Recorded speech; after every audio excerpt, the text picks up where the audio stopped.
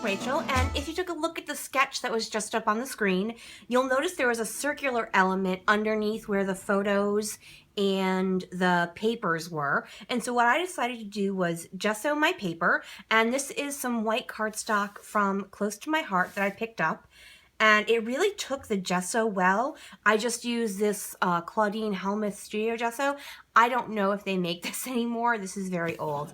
And I used a baby wipe just to kind of wipe it across the whole thing. It curled up just a little bit, but not a lot of buckling, so I like that.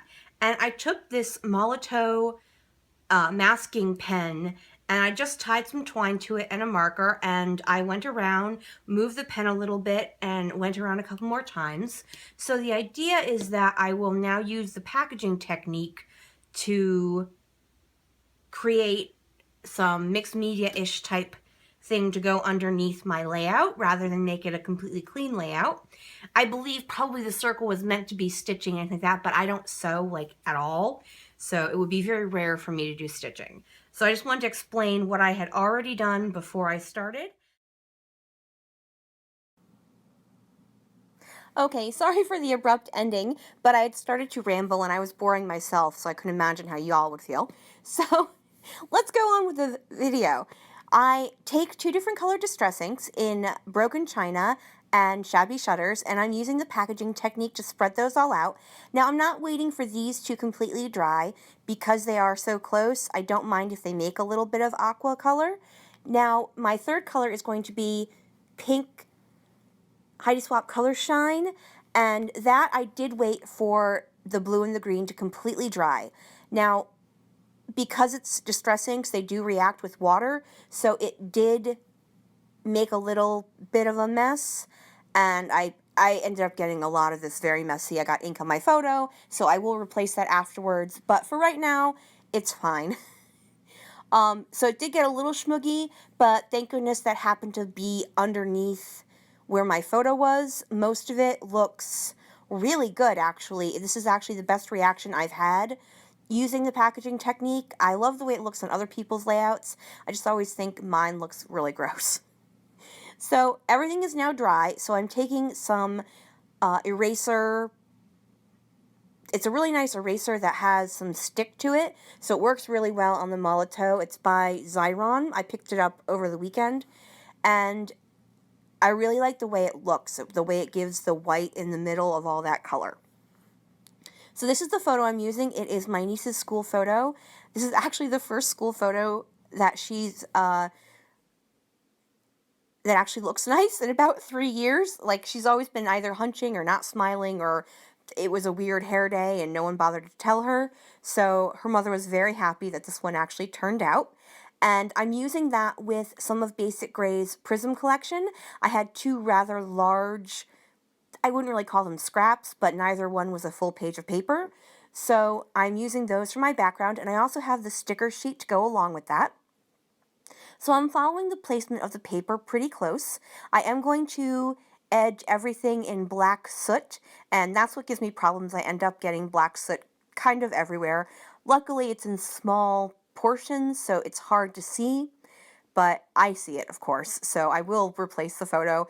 And the close-ups, you can see the black lines kind of above her head in a vertical and then horizontal. I don't know what I did or how I got it on there, but it happened.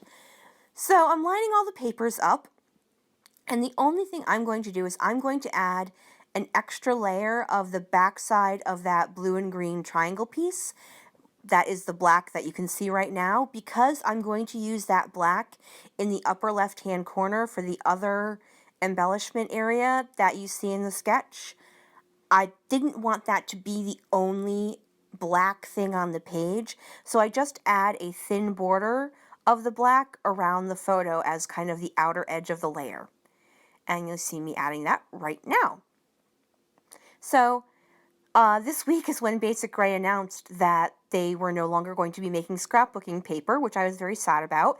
I really, really liked the new stuff they came out with this year, the Urban Luxe and the Hillside especially. So, I mean, I'm glad they're not going out of business. I would hate, I hate when anyone goes out of business, but, I'm very sad that they won't be making scrapbooking stuff anymore. Anyway, moving on, I grabbed this pool doily from Doodlebug Design, and I'm going to use that as the circular elements in the sketch. I'm going to put half of it next to the photo, and then I'm going to use the other part in that upper corner that I'm starting to create right now. So I just cut my triangle out of this scrap of paper from using the photo layers. And I am going to ink that up in black soot as well, because even though it is black, the edges are not black, and it was very noticeable to me anyways. So I'm liking the way that it's looking. Now in the sketch, this is where the journaling would go. Now normally I'm a big fan of journaling at least, the who, what, where, when on every layout. The only thing I don't do that is for studio photos, whether they're school or, just taken at a photo studio. I just don't necessarily journal on those particular layouts. Every other layout, I add at least a sentence or two, sometimes more, but for these type of photos, I just don't end up doing it. Now I have this scrap of Doodlebug dotted vellum, and I decide to use that underneath instead of a dark element. It just happened to be with this prism stuff, and I was like, you know what, I only have a little bit of it left, so I'm going to go ahead and just add it. It's hard to see in the video. You do see it, of course, in real life. Now I take this border sticker from the prism sticker sheet, and I'm going to put that underneath my photo over the vellum, and I cut it off because I want to use part of it in the upper left hand corner as well, so I did just cut that in half to make it appear longer than it actually is. A little scrapbooker's trick that everyone loves to use. So I get that all placed down, and now I'm going to glue down everything in my upper left-hand corner. Now, Christy is also using the same sketch, and I can't wait to see what she does it with her. I will put the link to her video in the description box below the video, so if you aren't a subscriber of hers, you can hop on over, and I hope you do subscribe. She has some wonderful work going on, and she also has a very, very cute baby boy. Now, I skipped over a little bit of the video, and I apologize for that. I added some more stickers from the sticker sheet, the little file tab above the photo, a little sticker that says hello below the photo, and then that round sticker over on the left-hand side. My voiceover and my video keep getting out of sync, and I don't know why, so you might actually see that. My programming is having a little hiccuping issue, so this might be a little bit off. My title is coming from the Cedar Lane glitter words, so I start that and then I realize I haven't glued down my stars, so I go back and add my title, which is Happy You. And I'm just going to add some hearts and that arrow also from the Cedar Lane glitter words. Now once I do that, I'm almost complete with my layout.